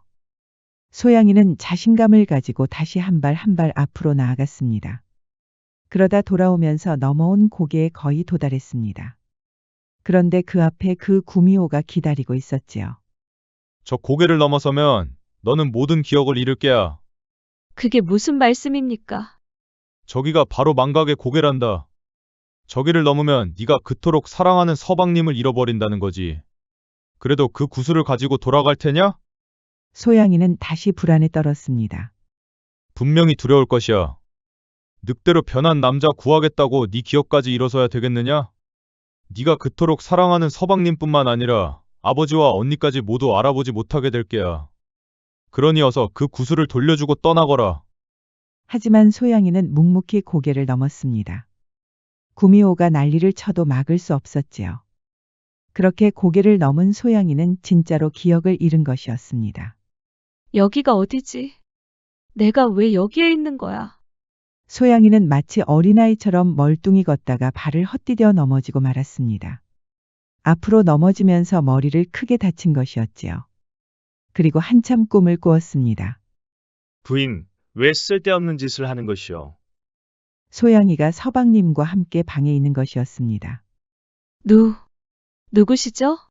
벌써 나를 잊은 게요? 부인의 서방이 아니오. 그러자 소양이는 절로 눈물이 흘렀습니다. 서방님. 이제야 날 기억하시겠소. 소양이는 바로 서방님의 품에 안겼습니다. 부인도 참. 왜 굳이 고생을 사서 하는 게요? 이제 그만하셔도 된다오. 저주가 다 풀렸소. 그것이 사실입니까? 밖을 보시오. 대낮이지 않소. 정말 대낮이었습니다. 환한 대낮에 보는 서방님의 용모는 더 수려하였습니다. 이제 그딴 거 내려놓고 나와 함께 나갑시다. 소양이의 품에는 바로 구미호의 구슬이 있었습니다. 이것을 내려놓으라고요? 그렇소. 나는 이미 저주가 풀렸는데 그딴 것이 뭐가 필요하겠소. 그러니 그만 내려놓고 나하고 나갑시다. 소양이는 서방님이 말한 대로 구슬을 내려놓으려다가 불타는 종이가 떠올랐습니다. 이것이 모두 시험과 시련이었지요. 저는 이 구슬을 꼭 가지고 가야 합니다. 방금 뭐라고 하였소, 부인? 나는 이렇게 저주가 풀렸다니까. 서방님이 갑자기 화를 내니 소양이는 기겁하였답니다. 하지만 놀랍게도 소양이가 있는 곳은 방이 아니라 숲속이었지요. 모든 것이 구미호가 만들어낸 환상이었습니다. 기억을 잃었다가 돌아온 건 소양이의 간절한 사랑 덕분이었습니다. 소양이는 진이 다 빠졌답니다. 그렇게 한 걸음 한 걸음 조금씩 서방님이 있는 집으로 돌아왔답니다. 그러다 결국 쓰러지고 말았지요. 소양이는 깨어나자마자 바로 서방님부터 찾았습니다. 옆에는 시어머니가 눈물을 흘리고 있었지요. 아이고 아가야. 이제야 깨어났구나. 서방님은 제가 가져온 구슬은 어디 있습니까? 소양이는 바로 구슬을 탕에 넣어 끓였지요. 구슬이 탕에 녹는 모습은 보기만 해도 신기하였습니다. 그렇게 탕을 먹은 서방님은 정말 저주가 풀렸습니다. 서방님은 대낮에 밖으로 나가 마음껏 따스한 햇빛을 받았지요. 소양이와 서방님은 다시 성대한 혼인식을 올렸습니다. 시아버지도 소식을 듣고 건강을 되찾으셨지요. 시어머니 역시 소양이의 지극한 사랑에 감격하여 눈물을 흘렸답니다. 혼인식에 정말 많은 사람들이 몰렸습니다. 시아버지는 과거의 잘못을 뉘우치고 모든 보상을 하기로 하였지요. 서책을 집필할 때 도와줬던 산골 농부들과 무녀들, 떠돌이 노인들의 후손들에게도 아낌없이 지원한 것이었습니다. 그날 밤 신방에는 모란처럼 뜨거운 사랑이 피어나고 있었습니다. 이제야 부인을 제대로 안을 수 있겠구려. 서방님. 오늘 밤은 잠시 참아주셔요. 왜 그러는 거요, 부인? 내가 잘못한 것이라도 있어? 그것이 아니라 내일 대낮에 절 안아주셔요. 서방님은 다음 날 아침에 따스한 햇빛을 받으며 소양이를 안았답니다. 오고지에라는 말이 있지요. 그 사람을 사랑하면 그의 집 지붕에 있는 까마귀도 사랑스럽게 보인다는 뜻입니다. 소양이의 간절한 사랑으로 오늘의 백세야담 이야기를 마치겠습니다. 지금까지 백세야담 5번째 이야기였습니다. 백세야담 많이 사랑해 주세요. 이렇게 끝내려고 했는데 소양이 할 말이 있다고 하네요. 저와 서방님의 아름다운 사랑 이야기를 계속 지켜보고 싶으시다면 구독과 좋아요, 알림 설정도 잊지 마시고 꼭 눌러주세요. 애정이 담긴 댓글도 많이 부탁드립니다. 다음은 과부들의 하룻밤을 빼앗은 스님의 이야기입니다. 하산을 하고 장군이 되려고 했던 이 스님에게 과연 무슨 일이 있었을까요? 과부들을 둘러싼 이야기를 계속 감상해 주세요. 백세야담 많은 사랑 부탁드립니다. 전란을 끝낸 조선시대. 전국에는 여전히 전란의 잔해가 여기저기 흩어져 있었습니다. 전쟁을 끝내고 돌아온 장군 이강은 돌아갈 고향이 없었답니다. 고향은 이미 쑥대밭이 되었고 남은 사람들은 복구 작업에 여념이 없었습니다. 수많은 전투로 심신이 지친 이강은 그런 고향에 큰 미련이 없었지요. 그렇게 방황을 하다가 이름이 없는 어느 고을의 자리를 잡았습니다. 이 고을은 전쟁통에도 상대적으로 큰 피해를 입지 않았답니다. 시장은 고향보다 훨씬 활기찼고 고을 사람들도 모두 인심이 좋았지요. 무엇보다 이강이 여기 머무르고 싶었던 특별한 이유가 있었습니다. 여기에 바로 과부들이 많이 살고 있던 것이었지요. 마침 이 고을에서는 전쟁 때문에 치안이 많이 안 좋았답니다. 툭하면 왈패들이 시장에 쳐들어와 자릿세를 걷어가는 것이었지요. 옳거니 이것이 기회로구나. 이강은 왈패들을 무찌르고 고을 사람들의 마음을 얻기로 하였습니다. 이강 정도면 자릿세를 걷어가는 왈패들은 식은 죽 먹기였지요. 예상대로 왈패들은 이강을 보더니 겁을 먹고 도망을 치는 것이었습니다. 전쟁통에서 살아 돌아온 장군이니 왈패들도 눈치를 채고 싸움조차 걸지 않은 것이었지요. 그리하여 이강은 고을 사람들로부터 큰 신임을 얻었습니다. 고을 사또는 전쟁통에 피난만 다녔던 약골이었지요. 사실상 이강이 이 고을의 왕이 된 셈이었습니다. 이제 과부들을 한 명씩 만나 보자꾸나. 이강은 만면의 미소를 지었습니다. 이제 이 고을에서는 무서울 것이 없었지요. 시장 상인들을 괴롭히던 상인들도 얼마 가지 않아 이강의 부하들로 들어왔습니다. 부하들도 이강의 의중을 알게 되면서 여기저기 있는 어여쁜 과부들에 대해 알려주곤 하였지요. 이강은 흡족하였습니다. 그러던 어느 날이었습니다. 고을의 유일한 사찰에서 한 젊은 남자가 내려왔습니다.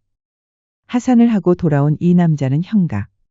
전쟁통에도 사찰을 지켰던 유일한 남자였지요. 큰 스님은 감격하여 형각이 속세로 떠나는 일을 크게 말리지 않았습니다. 현가가 너라면 분명히 속세에서도 크게 성공할 것이야. 너의 그 큰 배포라면 어디를 가서도 굶어 죽지는 않을 것이다. 현가가 꼭 성공하거라. 형각은 그렇게 사찰을 떠나 고을로 내려왔습니다. 전쟁통에도 고을 사람들을 위로했던 형각이었지요. 그러니 어디를 가도 형각을 반기는 것이었습니다. 게다가 얼굴까지 잘생겼으니 고을 여인들의 마음도 사로잡은 것이었지요. 이제 하산한 사람이니 혼담을 넣고 싶어하는 집들도 많았답니다. 형각의 유명세는 얼마 가지 않아 이강의 귀에도 들어갔습니다. 고을 여인들의 마음을 모두 사로잡으려고 했던 이강은 시기심이 난 것이었지요. 멀리서 지켜본 형각의 생김새는 남자가 봐도 부러울 지경이었습니다. 불안한 이강은 부하들을 통해 형각의 동태를 보고받았습니다. 예상대로 형각은 고을 여인들의 인기를 한몸에 받고 있었습니다. 감히 저 어린 것이. 그런데 이게 무슨 일인지 이강에게 놀라운 소식이 전해졌습니다. 바로 형각이 이강의 부하가 되고 싶다고 찾아온 것이었지요. 소인, 이번 전쟁을 통해 깨달은 것이 있습니다. 무엇을 깨달았단 말인가? 제가 비록 부족한 소승이었으나 부처님의 가르침에 따라 고을 사람들을 위로하였습니다. 하지만 그것만으로는 부족하다는 것을 깨달았습니다. 한 사람이라도 창과 칼을 들고 나가서 싸워야 했습니다.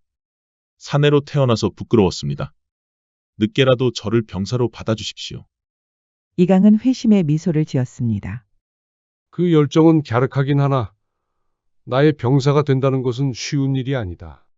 버텨낼 재간이 자네에게 있겠나. 그동안 사찰에서 편안하게 지냈을 터인데 체력은 또 어쩌고. 그러면서도 이강은 이따 꼬드길 과부 생각에 신이 나 있었습니다. 전쟁으로 명성을 떨쳤던 장군이 이제는 호색한이 된 것이었지요. 그런데 형각은 자신감이 넘쳤습니다.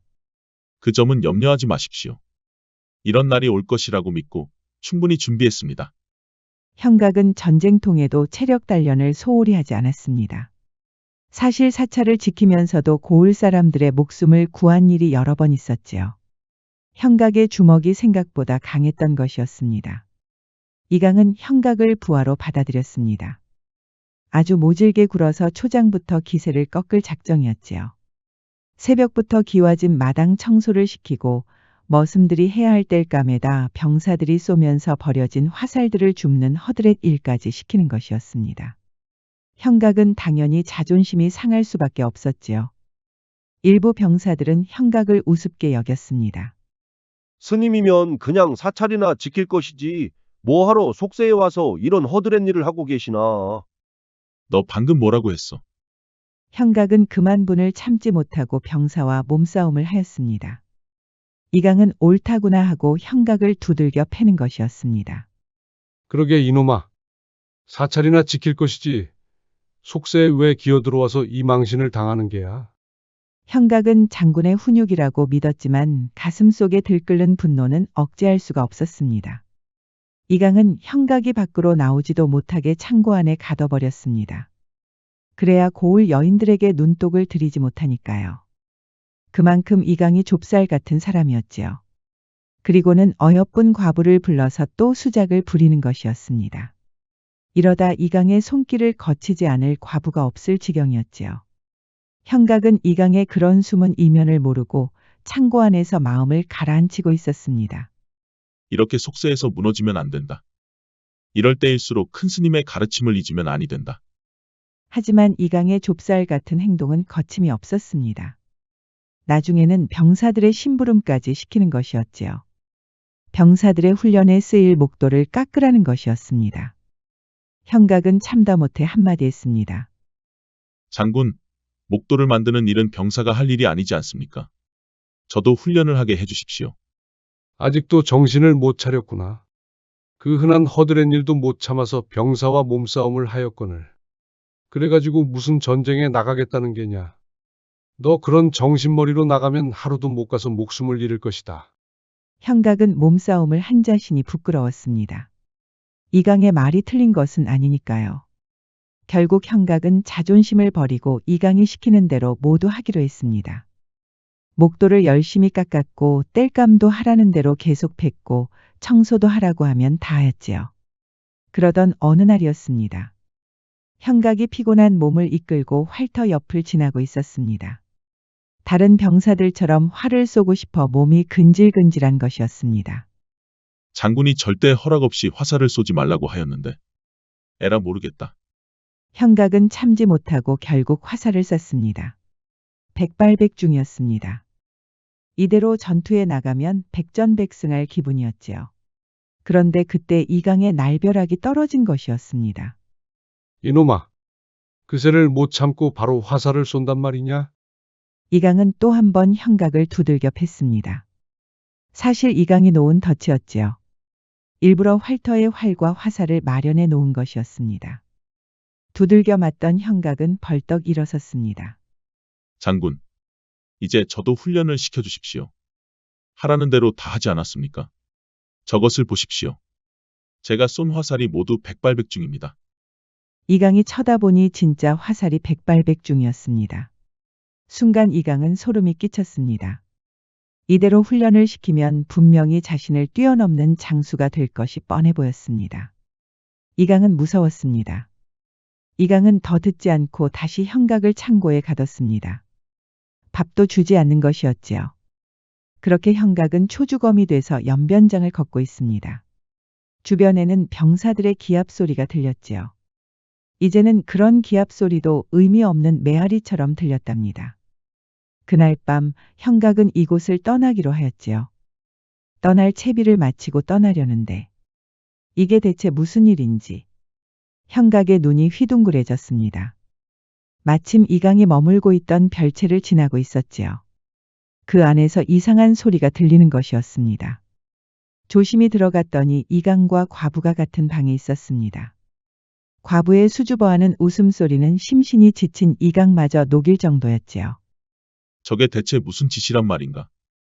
전란으로 명성을 떨쳤던 장군께서 저렇게 방탕한 놈이었다니. 형각은 다시 짐을 방에 풀었습니다. 이대로 가면 너무 억울한 것이었지요. 이 망할 놈의 자식. 뒤에서는 저런 짓을 하면서 나한테는 그렇게 엄격했단 말인가? 형각은 그날 이후로 이강의 실체를 알게 되었습니다.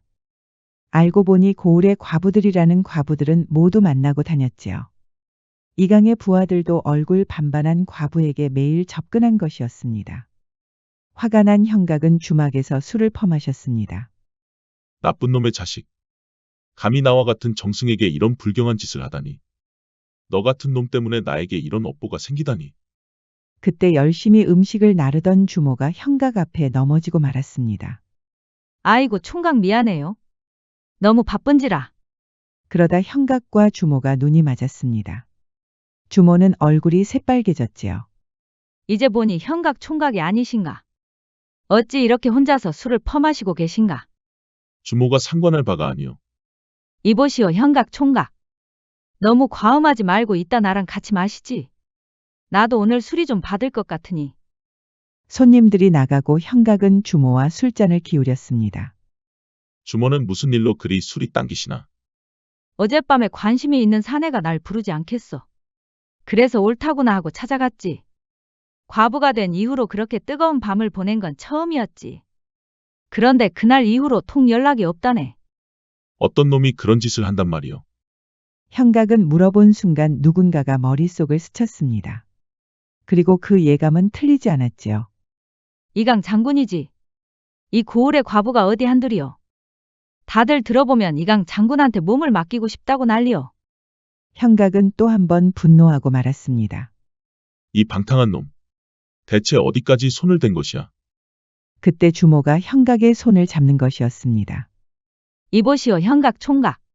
그날 이후로 너무 외롭다오. 어떻게 좀 안 될까? 그렇게 형각은 얼떨결에 주모와 하룻밤을 보냈답니다. 복수심에 불탄 형각은 주막에서 나오면서 한 가지 꾀가 떠올랐습니다. 주모, 사실 장군께서는 주모를 그리워하고 계시오. 주모는 깜짝 놀랐습니다. 그게 무슨 말이오? 더 자세히 말씀해 보시오. 장군께서 체면이 있으시니 더 자세히 말할 수 있겠소. 그냥 주모 얘기를 넌지시 꺼내신 적이 있었소. 지금 생각해보니 다 주모가 그리웠던 게 아니겠소. 남자가 아쉬워 형각에게 몸을 맡긴 주모였습니다. 이강 장군이 그리워한다니 다시 가슴이 뜨거워지는 것이었지요. 그러다 형각 눈치를 보는 것이었습니다. 그럼 진작에 말을 좀 하지. 이렇게 실컷. 아니지, 하룻밤을 보내고 나서 말하면 어쩌나. 어제는 주모도 알다시피 내가 술에 취하지 않았소. 미안하게 됐소. 그렇게 형각은 다시 훈련장으로 돌아왔습니다.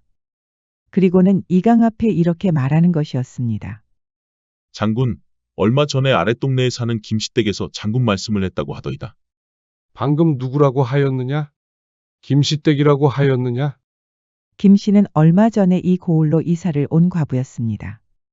이미 어여쁘다고 알려졌지요. 이강은 침을 꿀꺽 삼켰습니다. 형각은 그런 방탕한 이강이 보기만 해도 흉측하였지요. 형각은 소름 끼치면서도 꾹 참고 말을 이어갔습니다. 장군께서 손수 훈련병들을 챙겨준다는 소문을 들은 모양입니다. 얼마 전에도 고생한 훈련병들에게 삶은 닭고기를 내어주시지 않았습니까? 그 말씀을 듣고 감격한 게 아닐지요. 이강은 또 한 번 음흉한 미소를 지었습니다. 그럼. 내가 또 부하들을 챙겨주지 않고서는 못 배기는 인물이지. 그러다 형각과 눈이 마주치고 헛기침을 하는 것이었습니다. 매일 두들겨 맞고 창고에 갇힌 형각 때문에 머쓱한 것이었지요. 이강은 곧바로 부하들을 시켜서 삶은 닭고기를 내왔습니다. 형가가 어서 이것을 김씨댁에게 주도록 하거라. 가는 길에 너도 좀 먹고. 형각은 기가 찼습니다. 그동안 먹을 거 하나 안 주고 매일 허드렛 일만 시키며 두들겨 패던 인간이었으니 말이에요. 형각은 가는 길에 닭고기를 맛있게 씹어 먹었습니다. 그놈한테 이런 식으로 얻어먹을 줄은 꿈에도 몰랐구나. 정말 좀생이 같은 놈이야. 형각은 김씨댁의 집을 찾았습니다. 김과부는 듣던 대로 예쁜 미모를 가지고 있었지요. 형각도 순간 놀라서 침을 꿀꺽 삼켰답니다. 형각 총각이 아니십니까? 저를 아십니까? 그러자 김과부가 의미심장한 미소를 지었습니다. 형각 총각 모르면 여기서 소외되기 십상입니다. 과부들이 형각 총각을 많이 찾던데요. 그러면서 형각과 눈을 마주치는 것이 아니겠어요. 옳거니 걸려들었구나. 형각은 또 왜 이러는 걸까요? 설마 방탕한 이강에게 너무 맞아서 머리라도 이상해진 걸까요? 형각은 손에 들고 있던 닭고기를 보여주었습니다. 사실 이 고을에 이사를 오신 지 얼마 되지 않았는데 화답이 늦었습니다.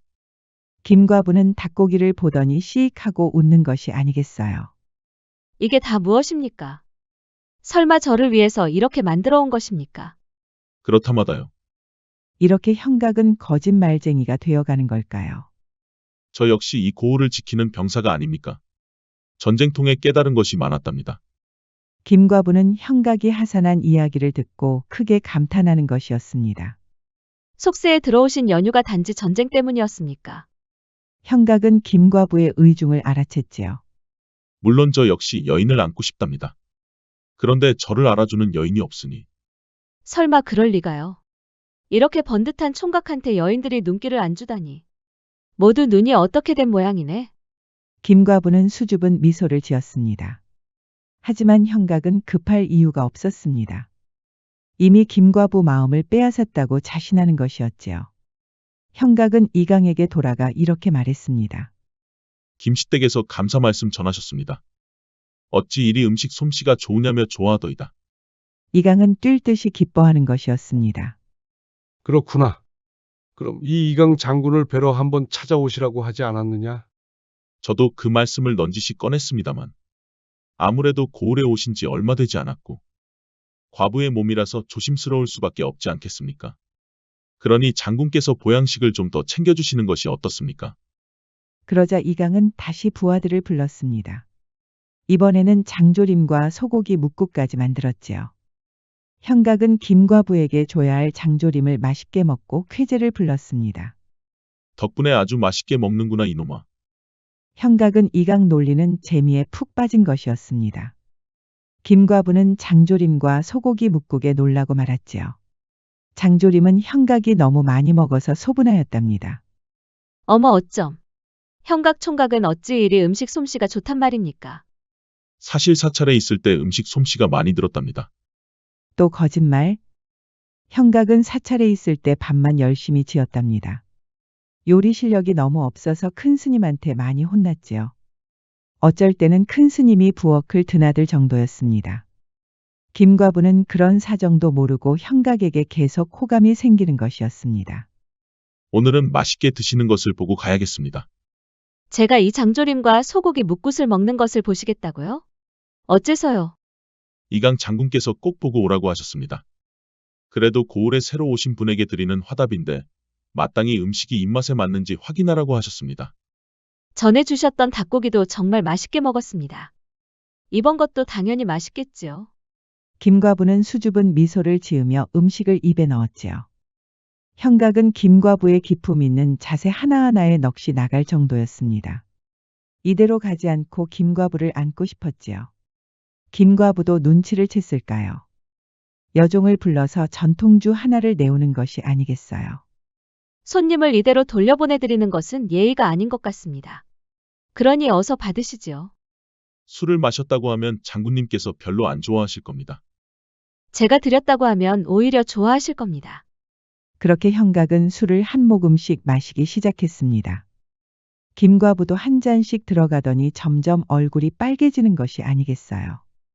저는 어릴 때부터 부모를 여의고 절로 들어갔습니다. 상처를 극복하고자 그냥 막무가내로 들어간 것이었지요. 정말 힘들었답니다. 마음에도 없는 성부를 바란다고 얼마나 고생을 하였는지. 얘기를 듣던 김과부는 괜히 눈물이 나는 것이었습니다. 모두가 다 그런 삶을 사는 것이 아니겠어요. 저 역시 너무 어린 나이에 혼인을 했지 뭐예요. 시댁에서 신랑이 몸이 안 좋다는 것을 감쪽같이 숨겼답니다.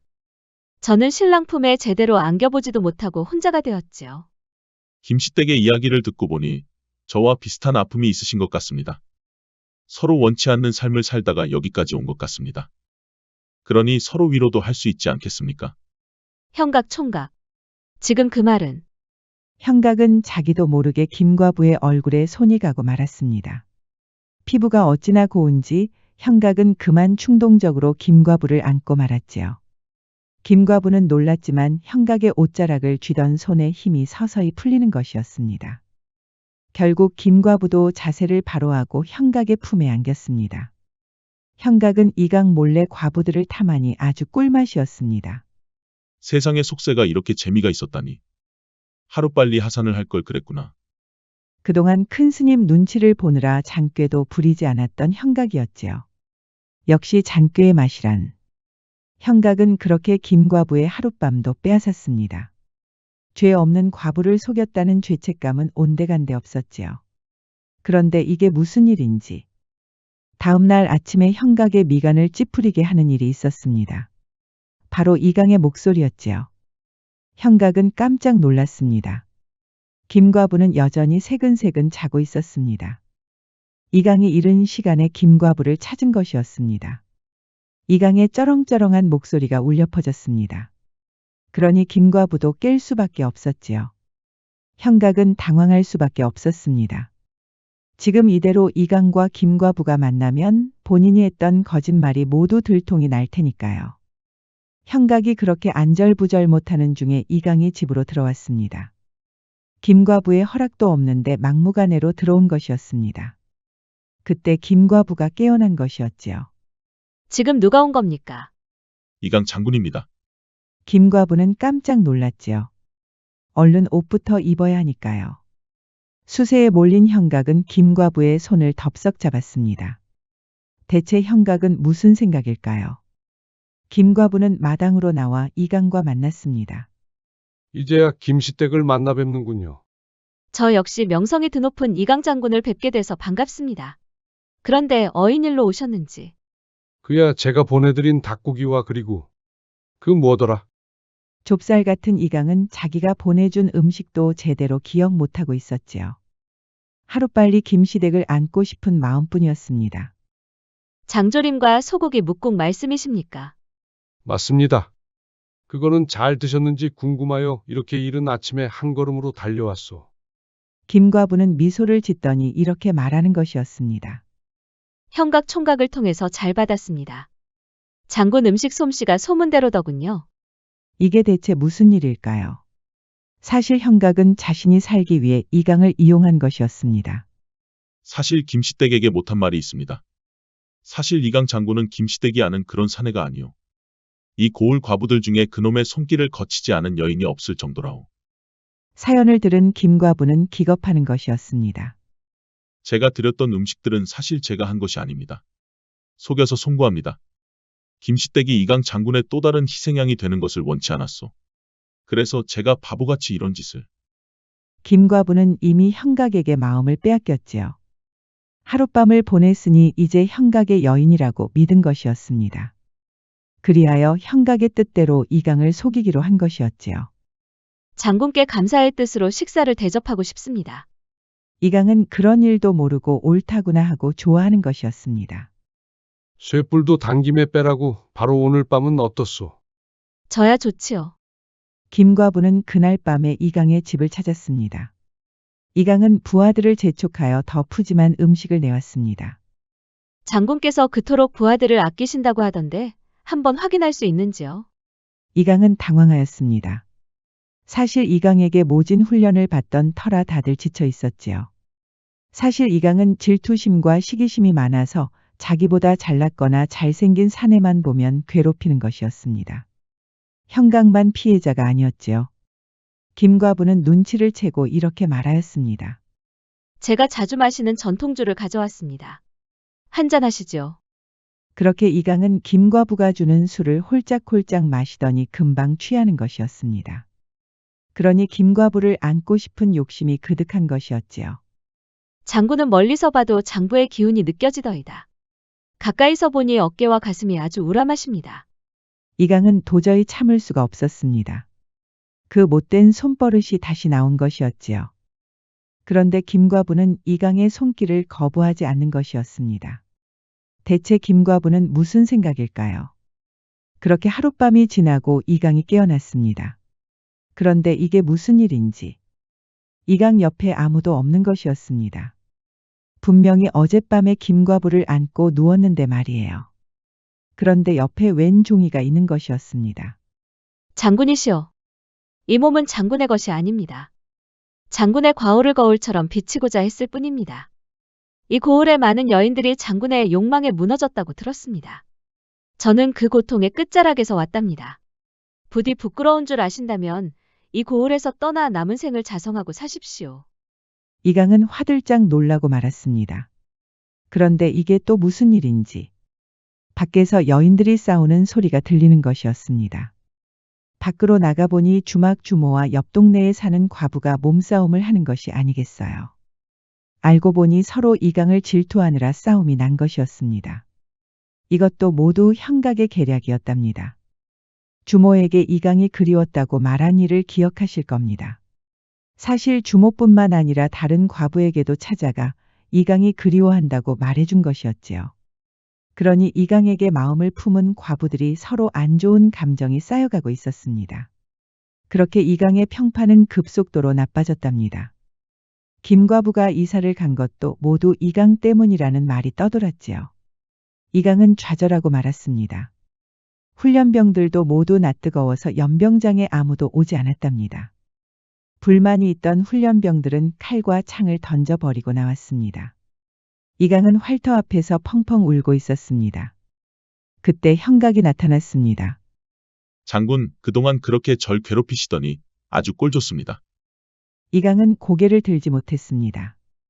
김과부가 남긴 편지가 계속 머릿속에서 맴돌고 있었습니다. 형각의 조롱도 가슴 아팠습니다. 결국 이 고을을 떠나야 했지요. 그렇게 이강은 사라졌고 형각이 이 고을의 장군이 되었습니다. 형각은 이제 무서울 것이 없었지요. 고을 사람들도 그동안 이강 밑에서 고생한 형각을 위로하는 것이었습니다. 그리고 형각에게 마음을 줬던 김과부도 돌아왔습니다. 이강이 떠날 때까지 잠시 고을 밖에서 머물고 있었지요. 모두 형각과 짜고 친 것이었습니다. 형각 총각한테 이제 장애물은 없소. 한평생 내가 총각에게 몸을 맡겨도 되겠소. 그야 당연하죠.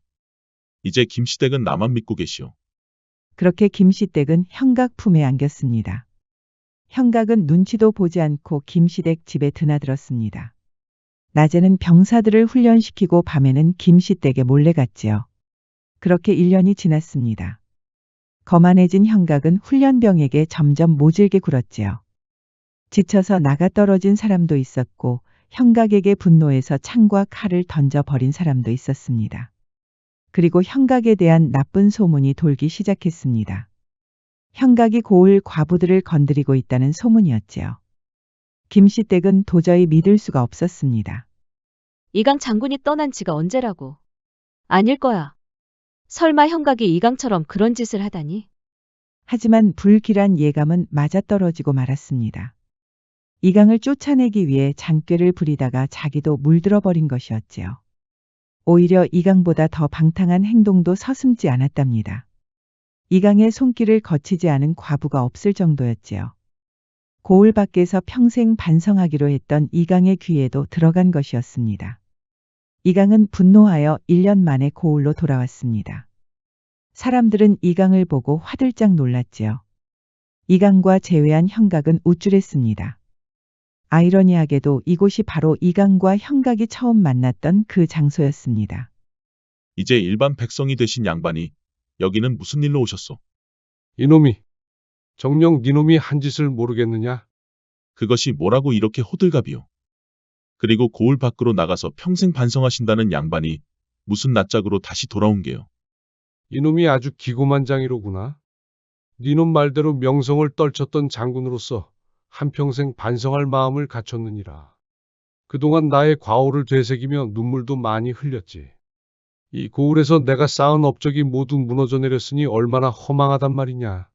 그런데 이놈아, 너는 어찌 1년 만에 이렇게 방탕해졌느냐? 나는 고을의 왈패들을 쓰러뜨리면서 그 자리까지 간 것이니라. 높은 자리에 올라가니 게으르고 나태해지는 것은 이해하나. 너는 어찌 이렇게 빠르단 말이냐? 엄청 빠르구나 이놈아. 이것이 다 당신 때문이야. 무엇이라? 이게 왜 나 때문이냐? 당신이 나를 그렇게 모질게 대하지만 않았어도 그런 장꾀도 부리지 않고 열심히 훈련했을 것이야. 그러면 당신처럼 장군이 돼서 명성을 떨쳤을 것이다 이 말이야. 이놈이, 그게 어찌 내 탓이란 말이냐? 나를 밀어내고 그 자리에 올랐으면 열심히 했어야지. 뭐가 그렇게 급하다고 1년을 못 버티느냐? 다 당신 때문이야. 당신. 그렇게 두 사람은 치고받고 싸우기 시작하였지요. 그리고 두 사람을 쭉 지켜본 사람이 있었으니 바로 김과부였습니다. 김과부 뒤로는 동네 사람들이 많이 모여 있었지요. 둘 다 아주 지랄을 하고 있네. 김과부는 이미 관가에 고발한 상태였습니다. 이강과 형각은 그렇게 관가에 끌려가 모진 매를 맞아야 했지요. 두 사람 다 고을 밖으로 쫓겨났고 평생 과부가 많이 사는 이 고을에는 한 발자국도 내디디지 못하였답니다. 이강은 다시 산으로 올라가 남은 여생을 반성하고 살았답니다. 형각은 아직 혈기왕성한 젊은이라서 그런지 여기저기 고을에 다니면서 과부를 꼬시고 있었습니다. 그러다 고을 사내들에게 들켜서 두들겨 맞는 것이었지요. 결국 형각도 산에 올라 평생 반성하면서 살기로 했습니다. 그렇게 몇 년이 지나고 이강과 마주친 것이 아니겠어요. 두 사람 모두 사찰에서 지내다가 우연히 만난 것이었습니다. 부끄럽고 창피한 두 사람은 모른 척하고 지나갔답니다. 자승자박이라는 말이 있지요. 자기의 줄로 자기 몸을 올가 묶는다는 뜻입니다. 이강과 형각은 잘못을 뉘우치고 다시 초심으로 돌아갈 수 있을까요? 지금까지 백세야담 6번째 이야기였습니다. 백세야담 많이 사랑해주세요. 구독과 좋아요, 알림 설정도 잊지 마시고 꼭 눌러주세요. 애정이 담긴 댓글도 많이 부탁드립니다. 야담과 옛날 이야기 가득한 백세야담 어떠셨나요? 앞으로도 재밌고 감동적인 이야기가 가득하니 많이 기대해주세요.